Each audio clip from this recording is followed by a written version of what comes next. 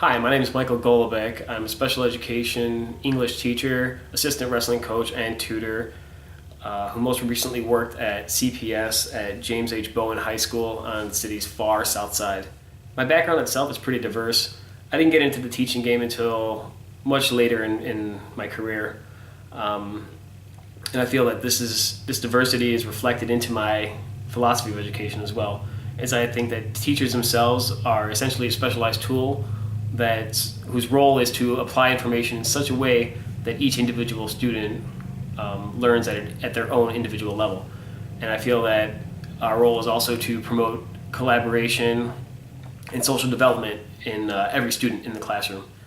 So I tend to vary my approach to teaching, adapting my lessons in such a way that every student is engaged and every student is thinking critically about their education and about the lesson at hand.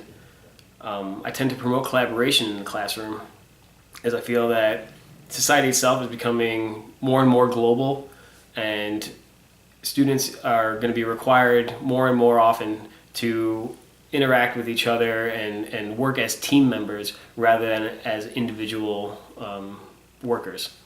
I feel that the role of an educator is also to promote critical thinking in their students so that once they reach adulthood, they can become active, successful members of an increasingly global society. To do this, I do a lot of problem-solving tasks. I mean, as an English teacher, it might seem a little strange, but having them think about the topic and work with the topic and manipulate the topic, I think actually works out better later in life for them. The lesson that I'm going to explain to you today is one that I developed for a nonfiction unit for a instructional English class that I was teaching at the time. And one thing that you learn really quick at working with CPS is that there's a definite lack of resources for you and the students. Things that you might take for granted, for example, the computer that you are watching this on at the moment. Students don't have access to these things. And at the school itself that I was working at had 3 computer labs, but only one with working computers. And in that one room, maybe 10 to 12 were actual functional desktops. So the unit itself was a 5-week nonfiction unit with a large portion of that dedicated to informational text. One problem that I noticed early on was that students didn't have access to informational text, be it via newspaper delivery at home or internet access due to the fact that they didn't have computers at home. So attempting to teach a nonfiction unit with a strong emphasis on informational text is nearly impossible when you A, don't have access to computers at home, and B, don't have access to computers in the school where you're supposed to be learning this. I had to modify my unit and give my students access to computers while also teaching them informational text at the same time. And one way I did this was I had them build their own computers. My students at the time didn't have access to new computers. However, what they did have access to was a lot of time and their own problem-solving skills.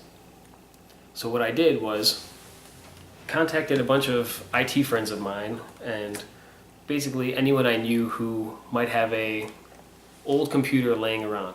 And a lot of these computers had minimal problems with them. You know, you might have a broken screen, or the hard drive might be bad in it. Typically, these are easy fixes.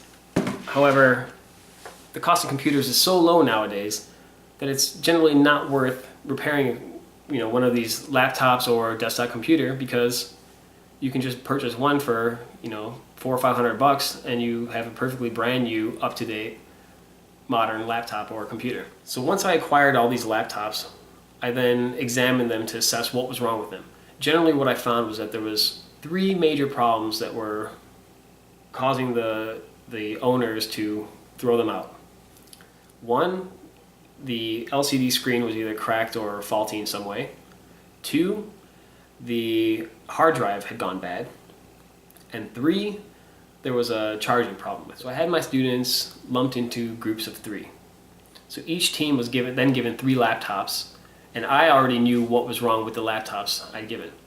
The students themselves, unfamiliar with repairing laptops or the jargon used by computer technicians were then given instructions I had already written using technical language that you would find in a repair manual for a laptop. So once the teams were determined and the laptops were distributed to the teams, the students were then told to assign roles for each other in the group. There was a role of a technician, which is someone who physically repairs the laptop. There was the role of a manager, someone who reads and interprets the directions that I provided using the technical language that was written in. And then there was an analyst who observes and rewords the repair steps in easier to understand and more user-friendly directions. They then began the process of repairing the computers.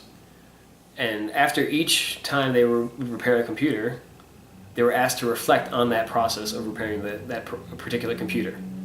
They then had to choose a different role, and then the process began again. So each student in the group was a technician at one point, a manager at one point, and an analyst at one point.